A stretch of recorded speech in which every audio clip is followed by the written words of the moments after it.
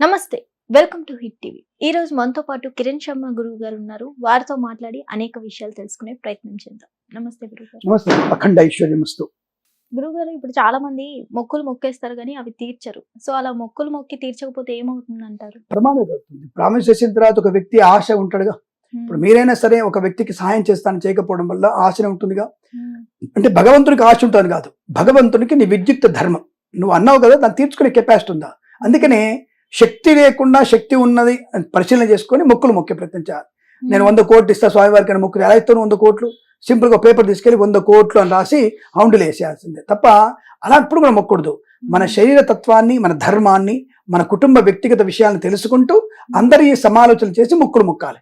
అంతే తప్ప మొక్కులు మొక్కకపోతే ఏమవుతుంది? మొక్కులు మొక్కిన తర్వాత తీర్చకపోతే ఏమవుతుంది? దానివల్ల మీ పిల్లలకో మీ పిల్లలకో అది అరిష్టాన్ని కలిగిస్తున్న విషయాన్ని గమనించుకోండి. తప్పకుండా మొక్కులు తీర్చుకోవాల్సిందే. ఒకవేళ మొక్కులు తీర్చుకొని చేయలేకపోయాం, పాపం వాళ్ళ నాన్న వాళ్ళు చనిపోయారు, వీళ్ళకి తెలియదు మొక్కులు ఏమున్నాయో, ఏం చేయాలి అంటే నేను చాలా టీవీలో చెప్పాను. అంటే ఈ యొక్క వైష్ణవ సంప్రదాయం చేసేవాళ్ళు పాటించేవాడు తప్పకుండా మీరు శ్రీరంగం వెళ్ళి శ్రీరంగంలో పుష్కరులు స్నానం చేసి జలం తీసుకొని శ్రీ రంగనాథుడికి నీళ్ళు వదిలిపేసి ఆయన మేము మొక్కులు మొక్కుంటే మా మొక్కులు ఇవేగా తీర్చుకొని మమ్మల్ని ఆశీర్వదించని చెప్పేసి ఆయన నీళ్ళు వదిలిపెట్టాలి. వైష్ణవ సంప్రదాయం వాళ్ళు చేయండి.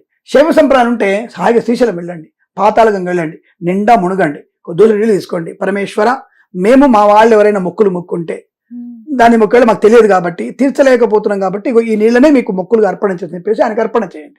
అమ్మవారి విషయంలో ఉంటే అదే పాతాళంగంలో అమ్మవారికి మీకు ఉంది కదా, అమ్మవారు మనకి బ్రహ్మరాంబిక దేవి కూడా నీళ్ళు వదిలేసేసేయండి, అనుకూలంగా ఉంటుంది. అని తెలిసిన మీ దగ్గర డబ్బున్నా మేము ఎందుకు తీరుస్తాం, ఆయన మొక్కులు మాకేం అవసరం, దేవుడు మొక్కింది ఆయన, మేం కాదు కదా అంటే ఆయన పుట్టింది మీరేగా, ఆయన పాపాలకు కూడా మీకు కారణం అవుతారుగా. ఆయన పుణ్యానికి, ఆయన ఆస్తికి మీరు హక్కుదారులు అయినప్పుడు ఆయన పాపానికి కూడా పుణ్యానికి మీ హక్కుదారులే కదా. కాబట్టి ఆ మొక్కుకు మీరు దారణ అవుతారు. కాబట్టి తెలిస్తే మీకు మీ నాన్నగారు చేశారు మొక్కు, తెలిస్తే మీరు తప్పకుండా మొక్కుని తీర్చుకునే ప్రయత్నం చేయాలి. డబ్బు ఉండి, సమయం ఉండి, చేయగలిగే శక్తి ఉంటే తీర్చాలి. లేకపోతే మీకున్న 100 కోట్ల ఆస్తి పాత్రలన్నీ కూడా హారతి కర్పూరంలో 2 ఏళ్లలో పూర్తి ఖర్చు అయిపోతాయి, ఇందులో సందేహమే లేదు. కాబట్టి చూసుకొని మొక్కులు మొక్కిన వాళ్ళు తప్పకుండా తీర్చుకోవాల్సిందే. అంటే కొంతమంది మర్చిపోతారు, ఏం మొక్కుకున్నాం ఏమి ఇస్తామని. మర్చిపోయినప్పుడు ఇదేమని చెప్పాను కదా, మర్చిపోతే ఇదేమన్నాను. ఇప్పుడు శక్తి ఉంది, మర్చిపో నీళ్ళు మొదలుపెట్టు, హాయిగా క్షేత్రానికి వెళ్ళి మొదలు పెట్టాలి. అంటే మర్చిపోయి తీర్చకపోతే పర్లేదు అంటారా? దానికి మర్చిపోయినప్పుడు ఏం చేస్తాం మనం? దానికి మర్చిపోయిన తర్వాత అది భగవంతుడి ప్రక్రియ, ఇచ్చింది ఆయన, మతి వరపించింది ఆయన. గుర్తుంటే నీకు ఎందుకు చేయడు? మర్చిపోయాడంటే దేవుడి యొక్క మాయనే కదా, ఆయన మోసాడు. అందుకనే మర్చిపోయామేమో తెలియని చెప్పినప్పుడు నీళ్ళు వదిలిపెట్టండి, అది ఆయన తృప్తి పడతాడు. దేవుడేమి నీ కోట్లు అడగడు, నీ బాధ్యత అడుగుతాడు. వచ్చావా, తీర్చావా? మొక్కులు నాకు డబ్బు ఏమవుతు, రూపాయకు నో ప్రాబ్లం, వచ్చి నాకు నమస్కరించు, నా నీళ్ళు వదిలిపెట్టు, నాది నాకు ఇచ్చే, నా మాట నాకు ఇచ్చే.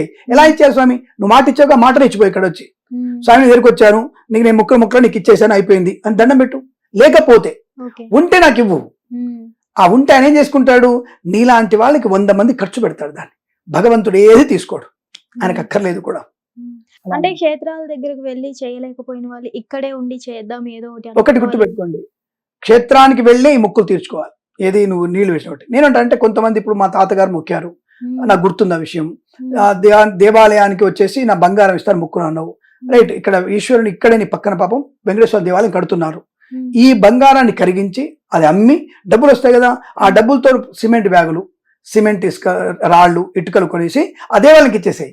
నువ్వు తిరుమల మొక్కు, మీ తాత మొక్కిన తిరుమల మొక్కు ఇక్కడ దేవాలయాన్ని ఆ దేవుడికి నువ్వు సమర్పణ చేసి మళ్ళీ తిరుమల వెళ్ళి స్వామి నీ యొక్క మొక్కుని అక్కడ ఇచ్చాను, నీ మొక్కు చదివిపోయామి అని చెప్పేసి ఇక్కడ దేవాలయం ఉద్ధరించబడుతుంది.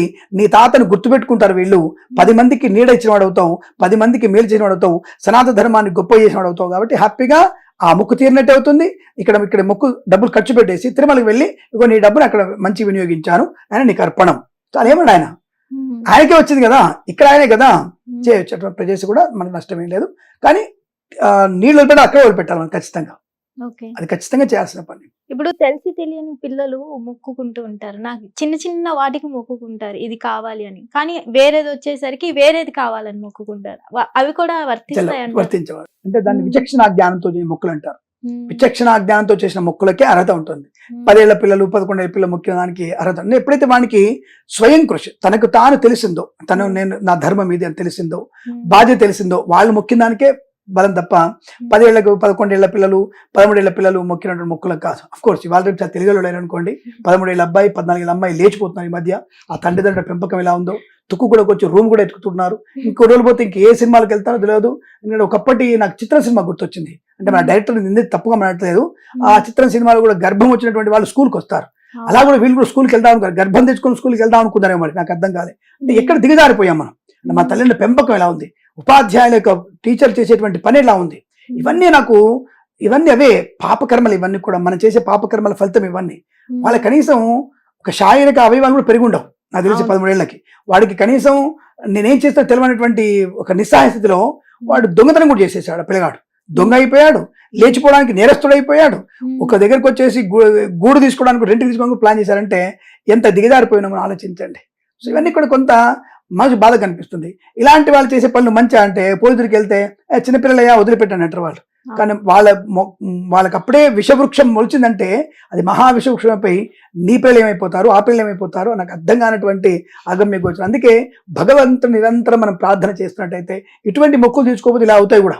అందుకని మనం మొక్కులు తీర్చుకునే ప్రయత్నం చేస్తే ఇలాంటి దుస్తంగా జరగవు మనకి. అది విషయం. మన పిల్లల మీద పడుతుంది ఇవన్నీ కూడా. ధన్యవాదాలు. శుభమస్తు. నమస్కారం. హిట్ టీవీ యాప్, ఇందులో short news, live news, entertainment shows, movies, digital magazines తో పాటు మీ జిల్లా వార్తలను కూడా ఫ్రీగా చూడొచ్చు. ఇంకెందుకు ఆలస్యం, వెంటనే హిట్ టీవీ యాప్ ని డౌన్లోడ్ చేసుకుని ఫ్రీగా ఎంటర్టైన్మెంట్ పొందండి. Hit TV app. Hit TV app. Please download Hit TV app. Hit TV app ని ఫ్రీగా డౌన్లోడ్ చేసుకొని ఎంజాయ్ చేయండి. మీకు నచ్చిన ఎంటర్టైన్మెంట్ కోసం హిట్ టీవీ యాప్ ని ఫ్రీగా డౌన్లోడ్ చేసుకుని ఎంజాయ్ చేయండి. హిట్ టీవీ యాప్ ని డౌన్లోడ్ చేసుకుని ఆస్వాదించండి, ఆశీర్వదించండి. ఇంతమంది సెలబ్రిటీలు హిట్ టీవీ యాప్ ని డౌన్లోడ్ చేసుకోండి అని చెప్తున్నారంటే ఎంత మంచి యాప్ ఆలోచించండి. అమెరికా అమెరికాలో చదవాలనుకునే వాళ్ళకి విశ్వసనీయమైన పేరు మన శౌర్య కన్సల్టెన్సీ. UK లో 1 year masters. UK లో 1 year masters. 2 years work permit up to 5 years visa. Contact Saurya Consultancy. Contact 89851 89851.